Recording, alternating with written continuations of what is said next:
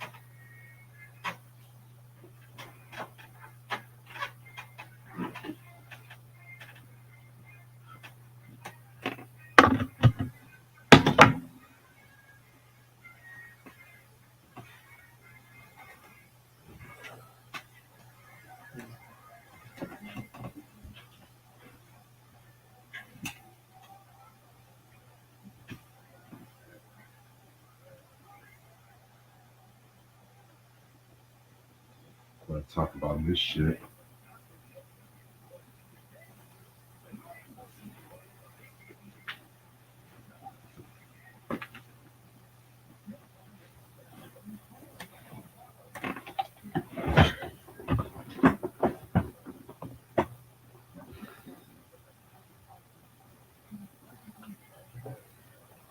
What's up, Q?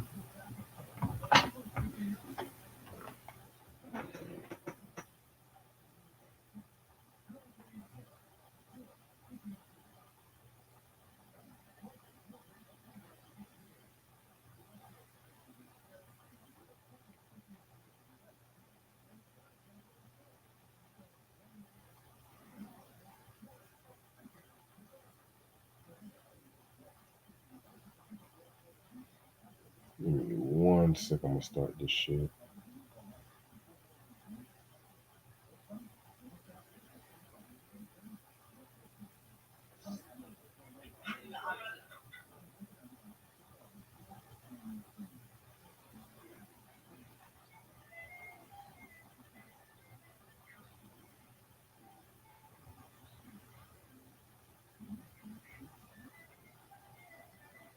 Yeah, I just came back from a job not too long ago. Q. Definitely needed that shit.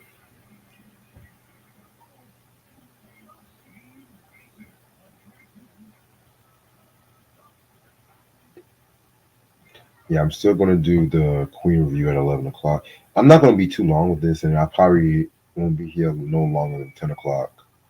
To be real with you, I'm just trying to get some more people up here watching.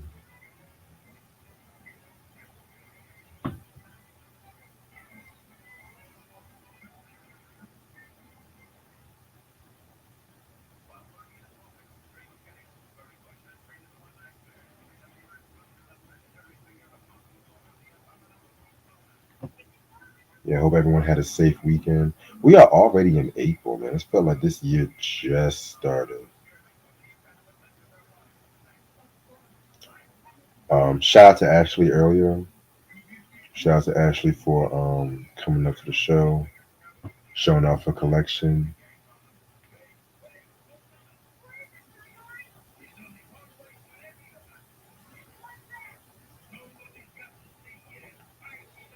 You said you were watching one of the beef episodes, DJ Quick and MC8.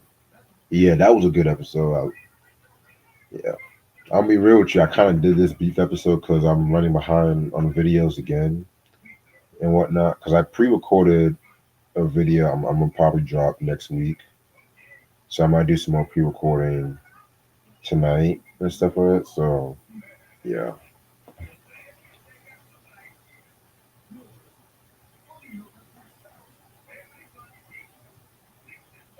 Plus, I just been so trying to work on my car getting fixed too.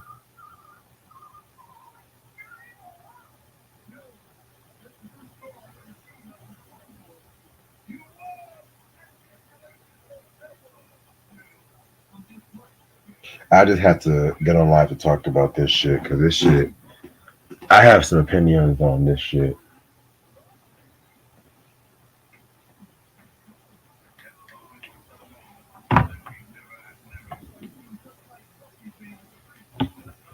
Yeah, I kind of lost respect for him too, but we'll talk about that.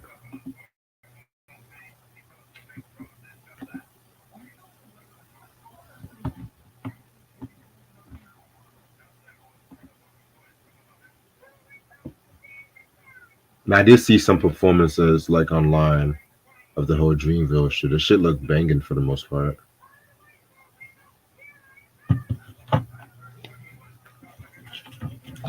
I just not was not going to pay that much just because the Dreamville was actually like 15 minutes from where I stay at. So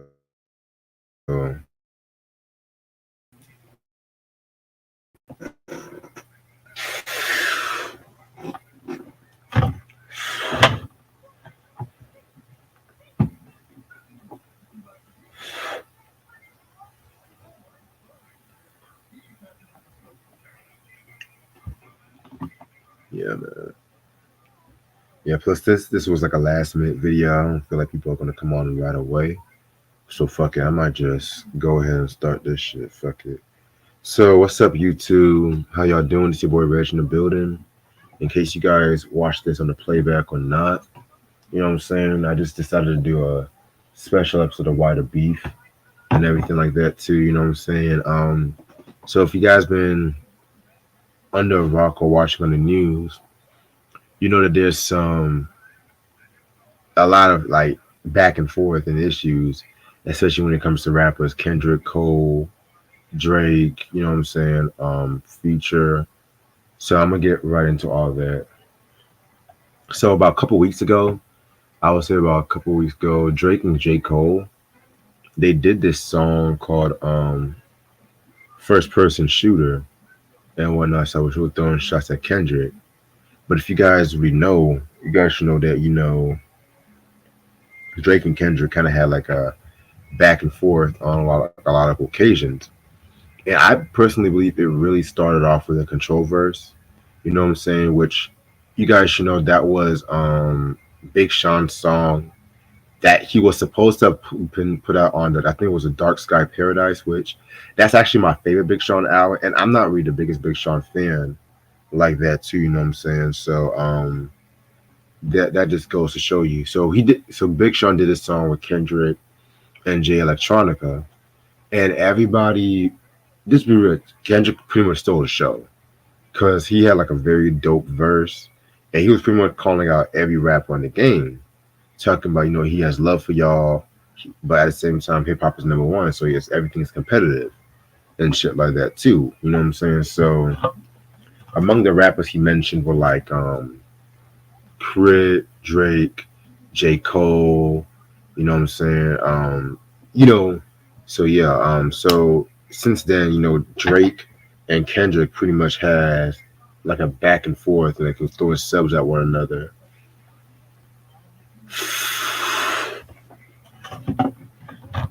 And one of the one of the songs that pretty much was the first shots that he threw shots that was from the Nothing Was the Same album, which is a song called The Language.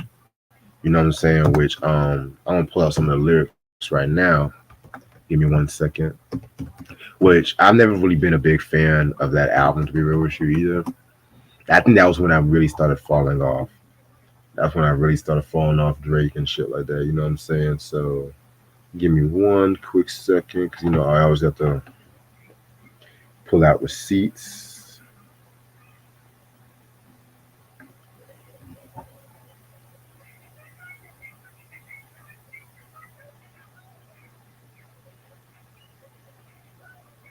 All right, so on the language, Drake raps, and I quote, "I don't know what they did in line, but your shit is not that inspiring. Bank account statement just looked like I'm ready for early retirement. Fuck any nigga that's talking that shit just to get a reaction." So clearly, he was talking about Kendrick and shit like that too. You know what I'm saying? And yeah, man, that was pretty much it. And so Kendrick pretty much in the song King Kunta of To Pimp a Butterfly, my favorite Kendrick album, a lot of people have said that this line was aimed at Drake when he says, "I can dig a rapping, but a rapper with a ghostwriter, what the fuck happened?" And it's no secret. It's been said that, Drake has had ghostwriters and whatnot too when it came to his music and shit too, which is also something that Meek Mill also talks about and shit like that. You know what I'm saying? So, and yeah, they've been throwing subs at one another and stuff like that. So over the it's gonna really, some of the subs I'm really gonna have to maybe do a video about, because some of them I just have to re-listen to myself.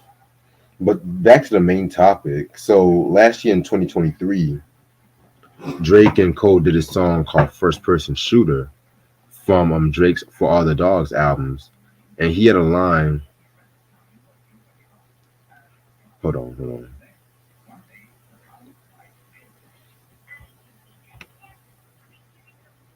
Yeah, so pretty much first person shooter and stuff like that. They were pretty much, going at Kendrick and shit like that too. Give me 1 second. I'm sorry, I have to pull out some lyrics and shit like that. And then, Kendrick a couple of weeks ago, he appeared on Future and Metro Boomin's. He appeared on Future and Metro Boomin's album and stuff like that too. You know what I'm saying? And he pretty much had a song called Like That, where he pretty much addressed the whole beef and stuff like that too. He pretty much threw shots at Drake and Cole. But I'm gonna read some of the lyrics on First Person Shooter and whatnot too. So give me 1 second.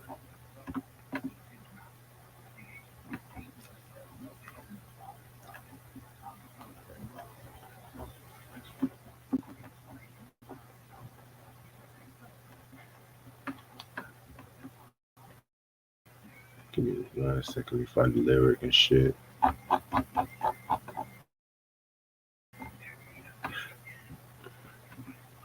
Okay, bet. All right, so the first verse, Drake said, and I quote, shit, damn it, I hate this. Okay. Niggas usually send their verses back to me and they be terrible, just like a 2-year-old.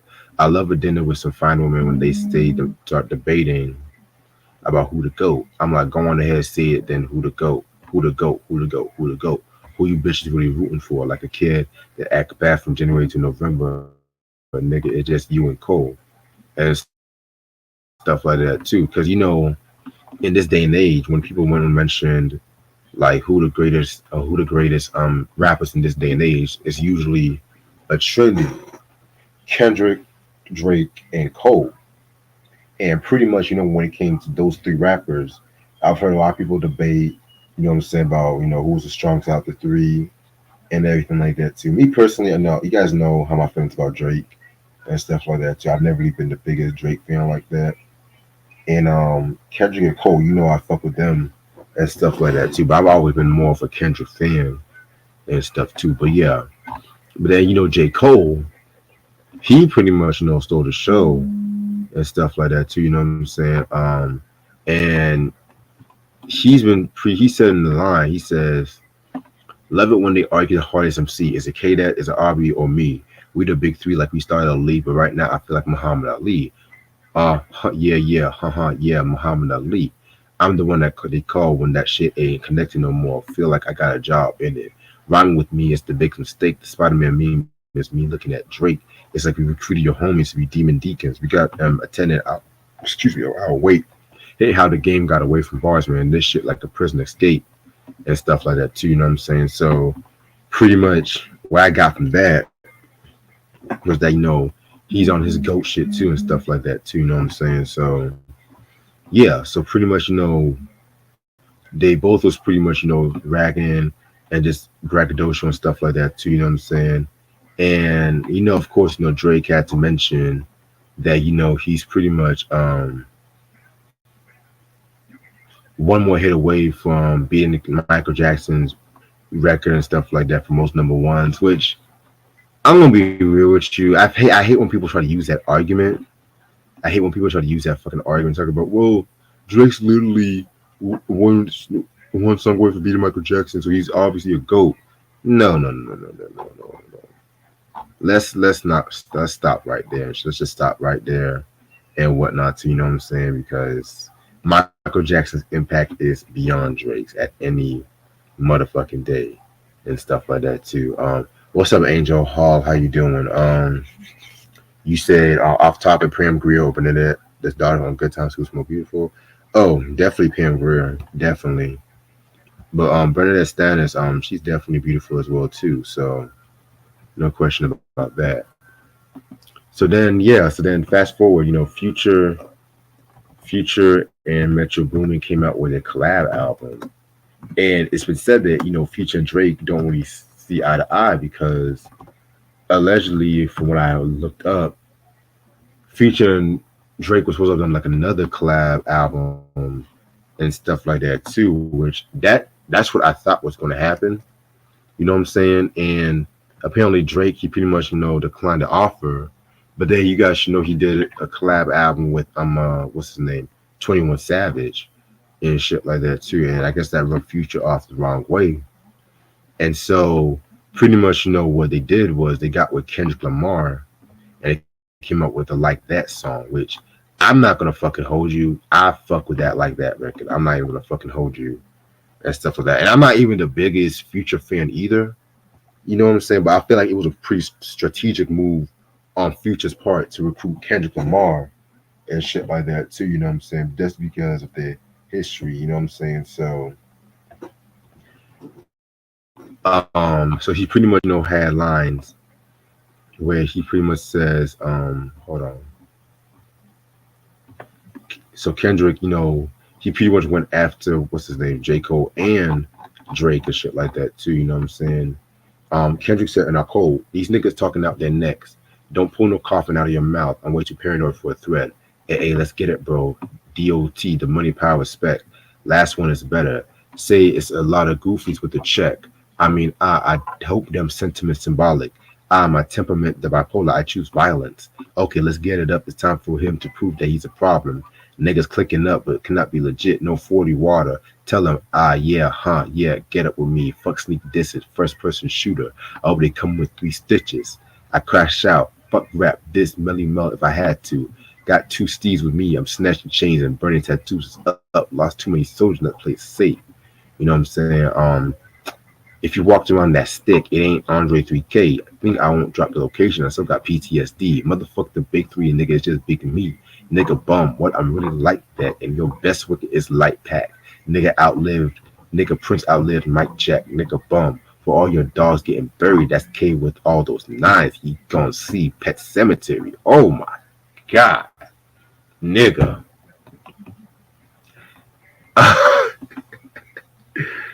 This is what I like about hip hop and shit like that too, you know what I'm saying? And you know what's kind of crazy? It's the nigga Prince outlived Mike Jack line. You know what I'm saying? And it's an interesting line right there because you can take that 2 ways, You can probably take that as like, Kendrick probably seen himself more as Prince, while Drake's, is trying to be like the Michael Jackson to this day and age and shit like that too. Or you can pretty much say that you can pretty much just say that, you know what I'm saying, statistics don't matter.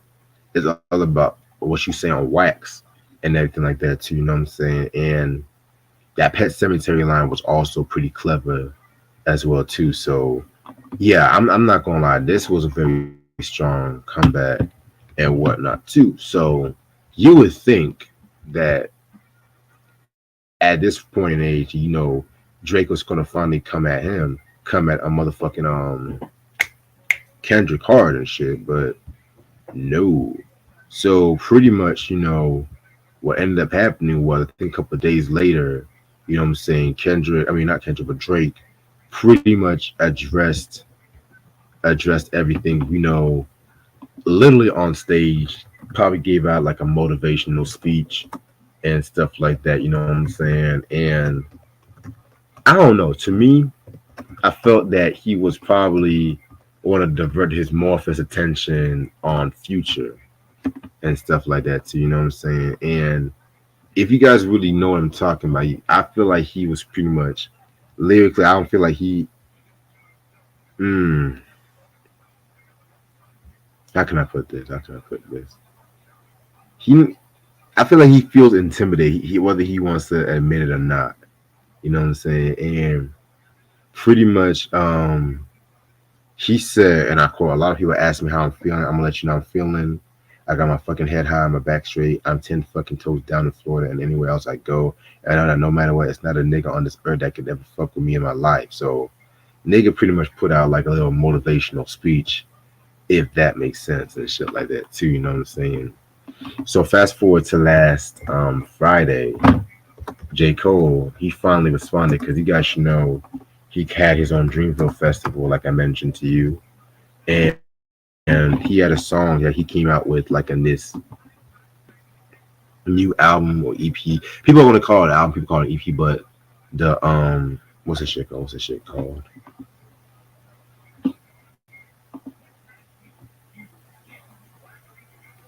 Hold on. What's this shit called? Might delete later and whatnot, you know what I'm saying? So this was pretty much aimed at Kendrick and whatnot too, you know what I'm saying? Which I'm gonna be real with you. I'm gonna be real with you. This was an okay diss, but I feel like he could have came a bit harder. I'll be honest with you on. And he made I'm trying to pull up the lyrics right now. Give me 1 second. On the first verse, he starts off with saying, "Your first shit was classic. Your last shit was tragic. Your second shit put niggas to sleep, but they gassed it. Your third shit was massive, and that was your prime. I was trailing right behind, and I just now hit mine. Now I'm front of the line with a comfortable lead. How ironic, soon as I got it, now he wanted something with me." So this is an interesting line because it kind of reminds me of Common when Common dissed Ice Cube. And he had a line where he says he had made shit dope since America's Most Wanted.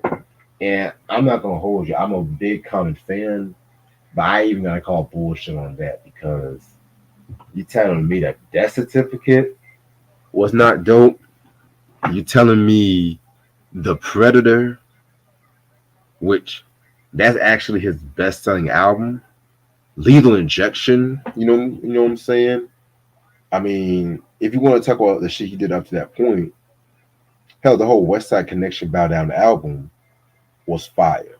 You know what I'm saying? But because if you want to really talk about, when he said your first shit was classic, I really don't think he was really referring to Good Kid, Mad City because technically Good Kid, Mad City is his second album. You know what I'm saying? That's his second album, but his real first album is Section 80, but that was like an indie album and whatnot too. So talking about your first shit was classic, your last shit was tragic and stuff like that too. You know what I'm saying? Which was that Mr. Morale and the Big Steppers album. You know what I'm saying? Which I'm not gonna hold. I like that album. That's a very dope album. Do I like it as much as the previous ones? Honestly, no. But that does not mean I feel like the album's a failure as well too, because that was like a more grown up album compared to the previous albums.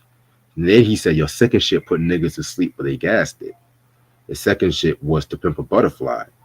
Now this is where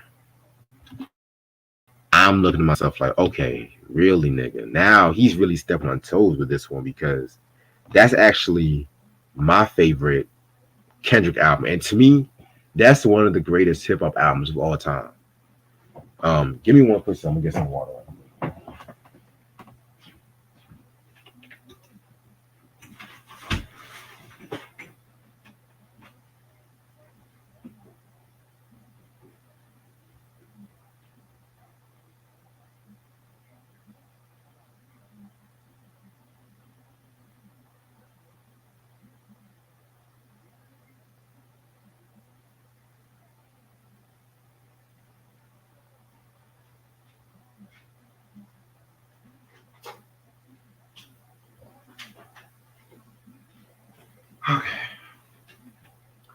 Sorry about that.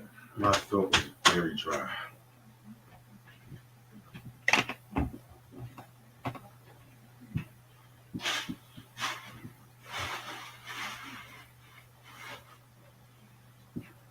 Okay, sorry about that. My throat was very dry and I couldn't talk.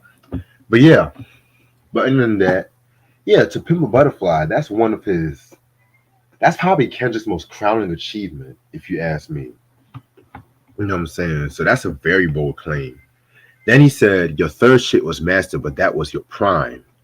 Of course, he's talking about the damn album. You know what I'm saying? Which he said that was actually his best work. And I believe that's actually Kendrick Lamar's best selling album. You know what I'm saying? And you guys know I like the damn album. You know, the damn album was very, very, very fire. And I kind of felt like, he kind of was influenced by Jay-Z's takeover when he did that, when he talked about Nas, when he's talking about, 4 albums, 10 years, nigga, I could divide. That's when every, let's say, two of them shits was due when he was making fun of his Nas discography.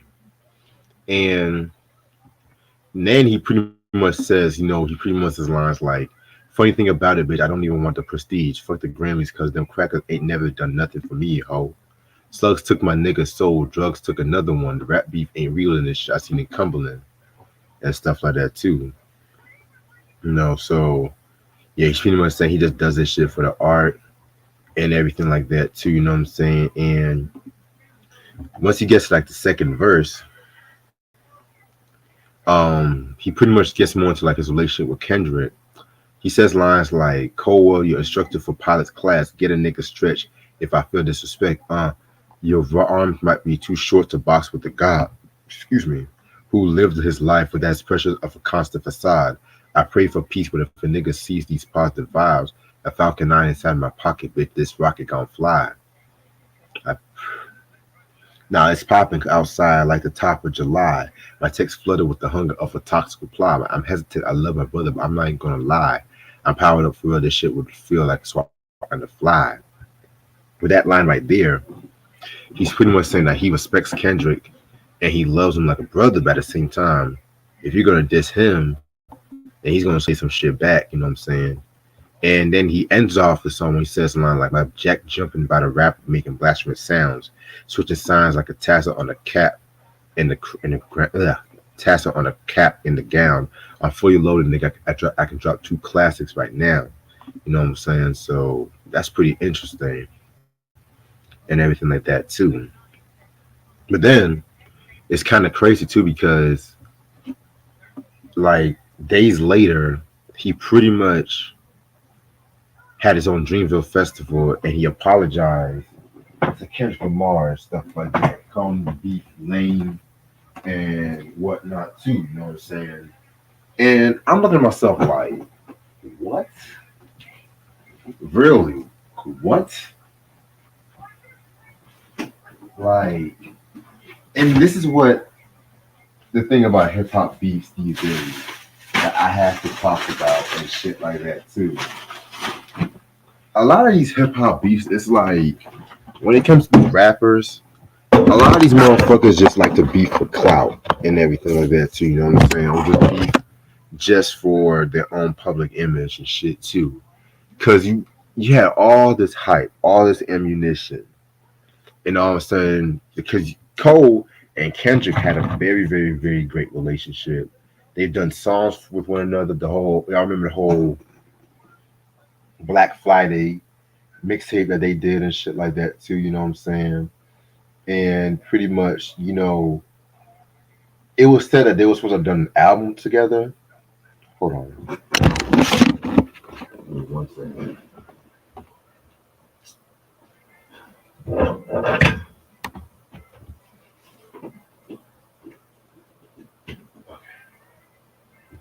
Sorry about that.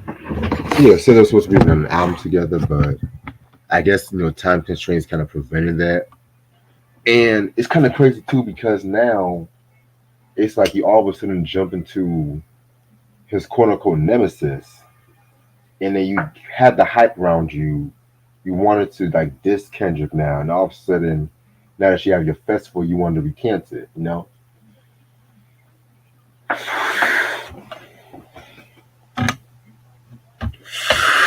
And it's kind of crazy. It's just like, and I had to say to myself, like, whatever happened to really the good days of a hip hop beef on wax? And when I say this, I don't mean I expect these rappers to fight one another, shoot at one another. I'm not saying that. I'm mostly just saying just like how motherfuckers can actually be competitive and beef on wax and not just, pussyfoot around it. You know what I'm saying? Cause you know what I'm saying? It's just like a lot of these beefs these days, I don't even want to call it beef. A lot of them is just like motherfuckers talking shit about each other on social media. And it's just kind of like, so childish. Like this whole JT and GloRilla, which I'm looking at myself like, what the fuck? Are you serious right now? Like, and then even if you really remember when Nicki Minaj went on that whole weekend IG live binge on Megan Thee Stallion and stuff. Even though she did come out with diss tracks. She and Megan did come out with like disses against one another. Still, you know what I'm saying? It's just that I want a full on battle. I don't want motherfuckers just apologizing and being pussyfoot about shit like that. You know what I'm saying? I really like, as long as on wax. You know what I'm saying?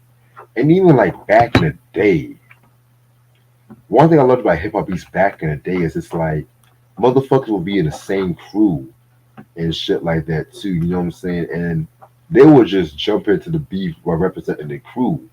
You know what I'm saying? Prime example: Beanie Siegel and Jadakiss. You know what I'm saying? Because technically, if you guys want to be real, that was really a beef with like Jada had with like Jay Z, because of that originated because of the whole DMX and Jay Z situation, and at the time Jadakiss would do a song with like an R&B singer, and then Jay would come on a remix because he did that with the Maya song, I think the Best of Me track, which honestly I kind of prefer the Jay Z remix over the Jadakiss one. Just keep it real with you, and that kind of felt some kind of way. So that's when Jada and DMX had that song called from Jada's first album, you know what I'm saying, which was Kiss the Game Goodbye. Classic album. I don't give a damn what no one say.